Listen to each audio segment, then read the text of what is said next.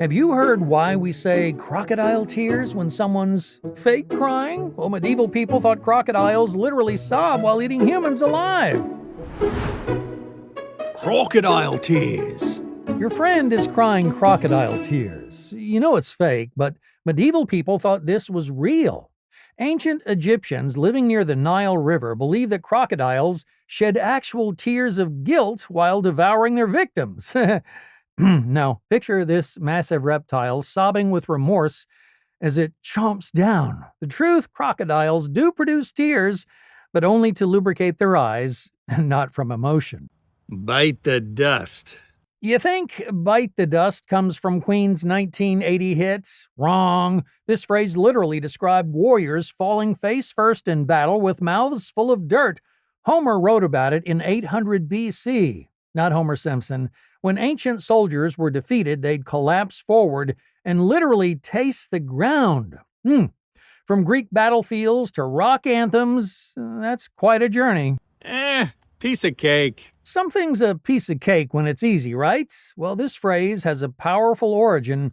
It comes from cakewalks, dance competitions where enslaved people mocked their owners' fancy mannerisms.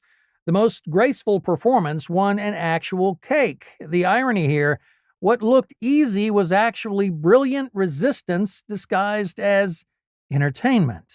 In a pickle. Being in a pickle sounds harmless, right? Until you learn about Admiral Martin Tromp. This Dutch naval commander would literally preserve his defeated enemies in brine pickle juice. Being captured by him meant you were actually in a pickle, preserved like a jar of cucumbers for display. Talk about a salty defeat.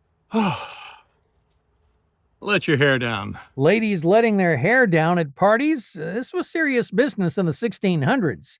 Aristocratic women wore hairstyles that took hours to create, complete with pins, ribbons, and wire frames.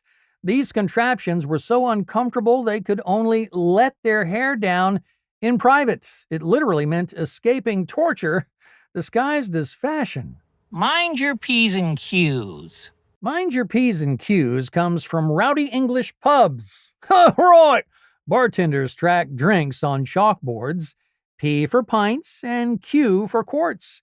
Drunk customers who couldn't mind their P's and Q's would get overcharged or thrown out. It meant watch your behavior and your bar tab, because both could get expensive really fast. Under the weather.